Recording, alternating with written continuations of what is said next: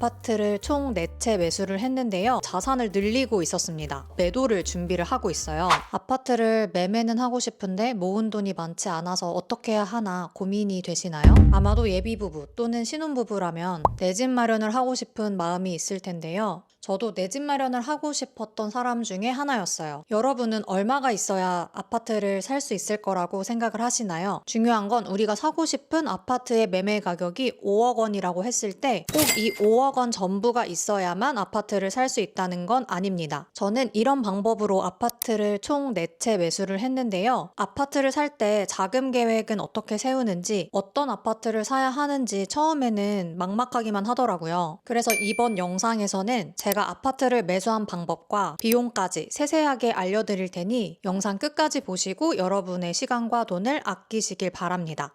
사실 20대 때는 부동산에 관심이 있기는 했지만 솔직히 월급을 모아서 집을 살 수 있을 거라는 생각은 안 했어요. 집값은 항상 제 근로소득에 비해서는 턱없이 비쌌고 그렇다고 대출을 하기에는 막연한 두려움이 있었기 때문입니다. 그러던 어느 날 제 인생을 통째로 바꿔준 인생 선배님을 만나게 되는데요. 알고 보니 회사에서 같은 부서에 근무했던 선배님이 숨겨진 부동산 고수였던 거예요. 그래서 저는 무작정 선배님을 붙잡고 물어봤어요. 어떻게 하면 부동산 투자로 자산을 늘릴 수 있는지요. 알고 보니 그분은 소액으로 아파트를 사고 가격이 오르면 파는 갭 투자 방식으로 자산을 늘리고 있었습니다. 부동산 초보였던 저는 설명을 들어도 갭 투자? 그게 뭐지? 그냥 머릿속이 복잡하기만 하고 이해가 잘 안 가더라고요. 그래서 혹시 과거의 저처럼 이해가 안 가시는 분들을 위해서 갭 투자에 대해서 간단하게 먼저 설명을 드려볼게요. 갭 투자는 말 그대로 갭을 이용해서 아파트를 사는 방법을 말하는데요. 여기서 갭은 매매 가격과 전세 가격의 차이를 의미합니다. 예를 들어서 매매 가격이 3억 원인 아파트의 전세 가격이 2억 5천만 원이라면 내 돈 5천만 원을 내고 나머지 잔금은 전세금 2억 5천만 원으로 해결을 할 수가 있어요. 이 집에 직접 거주를 하지 않고 투자 목적으로 아파트를 산 다음에 아파트 시세가 오르면 팔아서 시세 차익을 만드는 방법이에요. 만약에 우리가 직접 거주를 할 집을 매매를 한다면 내가 모아둔 돈이 부족하니까 나머지 돈은 은행에서 주택담보대출을 받을 텐데요. 갭 투자는 은행이 아니라 세입자에게 전세금을 무이자로 빌려서 내가 모아둔 돈과 합쳐서 아파트를 매매한다고 이해하시면 돼요. 여기까지 말씀드리면 갭 투자가 뭔지는 대충은 알겠는데 뭘 어떻게 하라는 거지? 여전히 막막하실 거예요. 저도 그랬습니다. 그래서 저는 퇴근 후에 서점에 가서 부동산 책을 읽고 블로그를 통해서 다른 사람의 경험담을 읽기도 했고요. 그러다가 부동산 강의까지 듣게 되었어요. 그리고 이 과정에서 소액으로는 절대 아파트를 살 수 없다는 제 생각이 완전히 틀렸다는 것을 깨닫게 되었습니다. 이 방법을 알고 나서 저는 지금 제가 가진 돈이 얼마인지 자금 상황을 확인을 했고 제가 가진 돈으로 살 수 있는 아파트를 찾기 시작했어요. 그리고 원하는 조건의 지방의 아파트를 발견을 하게 됩니다. 당시에 모아둔 돈 5천만 원으로 대출 없이 시세가 4억 원 정도였던 아파트를 매수를 했고 2년 반이 지난 지금 아파트 가격이 올라서 매도를 준비를 하고 있어요. 솔직히 처음에는 내가 이걸 할 수 있을까? 겁이 나기도 했는데요. 혼자가 아니라 남편이랑 같이 하니까 할 수 있었던 것 같아요.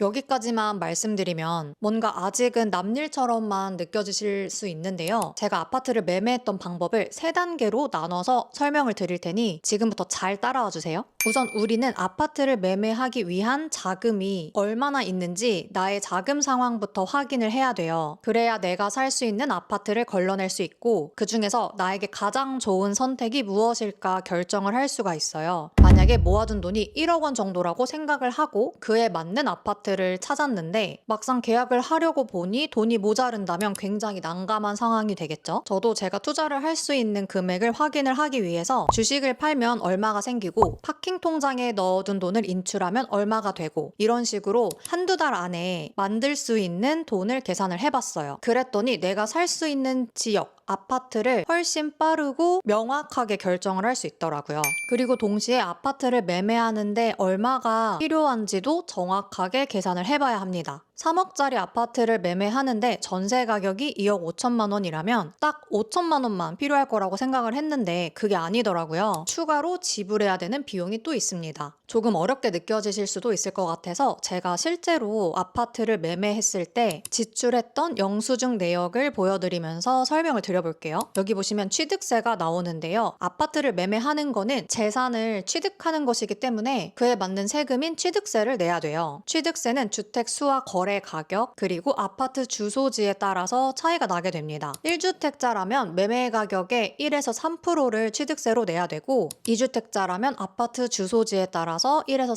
3% 혹은 8%까지도 낼 수 있어요. 저의 경우에는 두 번째 집을 사는 것이었지만 비조정 대상 지역이라서 취득세로 1%를 냈고요. 취득세는 인터넷을 검색을 해보시거나 부동산 소장님께 여쭤보셔도 알 수 있어요. 만약에 내가 첫 번째 집을 매수를 하는 거라면 취득세를 매매 가격의 1에서 3%까지 내야 된다라고 말씀을 드렸는데 아파트 매매 가격이 6억 원 이하면 1%, 6억 초과 9억 이하면 1.01%에서 2.99%, 그리고 9억을 초과하게 되면 3%를 취득세로 내야 돼요. 다음은 부동산 중개 수수료입니다. 흔히 복비라고도 말하는 비용이에요. 중개 수수료는 부동산 중개소가 있는 지역에 따라서 상한요율이 다 달라요. 여기서 상한요율이라는 건 최대로 부과를 할 수 있는 비율이라는 건데요. 지금 화면에서 보시면 서울의 경우 거래 금액이 4억 원이라면 상한요율이 0.4%다라는 의미예요. 4억에 0.4%면 160만 원이고요. 부동산 소장님이 최대 160만 원까지 요구를 할 수 있다는 의미입니다. 한 가지 팁을 드리자면 부동산 소장님께 거래를 하기 전에 중개 수수료를 여쭤보셔야 돼요. 제 경험상 대부분 상한요율을 꽉 채워서 받으시기는 하는데 부동산 분위기가 좋지 않으면 깎아주는 경우도 있어서 이거는 미리미리 체크하시는 거를 추천드려요. 다음은 법무사 비용이에요. 아파트를 매매를 하게 되면 소유권 이전 등기를 해야 되는데 이때 필요한 과정을 법무사에게 위임을 할 수가 있어요. 셀프로 등기를 하셔서 비용을 아끼는 분들도 계시기는 한데 저는 아파트 매매 계약이나 세입자 이사 등 잔금날에 신경 쓸 게 한두 가지가 아니어서 그냥 마음 편하게 전문가에게 맡겼고 비용은 33만 원이었습니다. 이렇게 취득세, 부동산 중개 수수료, 그리고 법무사 비용 등 실제로 필요한 돈이 얼마인지를 파악을 하고 있으면 자금 마련 계획을 세우는데 도움이 되겠죠? 여기까지 됐으면 이번에는 아파트 매물을 찾아볼 차례입니다. 제가 유용하게 사용했던 사이트가 있는데요. 바로 호갱노노라는 사이트예요. 원하는 갭 가격의 범위를 설정을 하면 이렇게 파란색으로 보여줍니다. 호갱노노 사이트에서 1차 필터링을 한 다음에 이번에는 네이버 부동산 사이트에 아파트를 검색을 해서 진짜로 이 갭 가격으로 아파트를 매수할 수 있는지를 찾아보셔야 돼요. 호갱노노는 실제로 거래된 실거래 가격을 기준으로 갭 가격을 보여주지만 네이버 부동산은 지금 현재 가격이 얼마에 형성이 되어 있는지 호가를 볼 수 있기 때문에 두 개 사이트 모두 보셔야 됩니다. 이 매물을 보시면 지금 매매 가격은 3억 2천만 원에 나와 있고 전세 가격은 2억 6천만 원 정도에 형성이 되어 있어요. 만약 이 아파트를 매매를 하면 우리는 전세입자를 구해야 되는데요. 2억 6천만 원에 전세 계약을 하게 된다면 갭 가격은 6천만 원이 되는 거예요. 가격 협상을 잘해서 좀 더 매매 가격을 깎는다면 갭 가격이 줄어들거나 전세 가격을 조금 낮춰서 세입자를 빨리 찾을 수 있을 거예요. 이런 방식으로 내가 원하는 조건의 아파트를 계속해서 찾으시면 됩니다. 여기서도 꿀팁을 알려드리면 무엇보다 아파트를 싸게 사는 게 가장 중요하고요. 내가 전세를 내놨을 때 세입자를 빨리 구할 수 있는 전세가 부족한 곳이면 좋아요. 저도 아파트를 매매할 당시에 1,000세대가 넘는 곳인데도 전세 매물이 몇 개 없다는 것을 미리 확인해서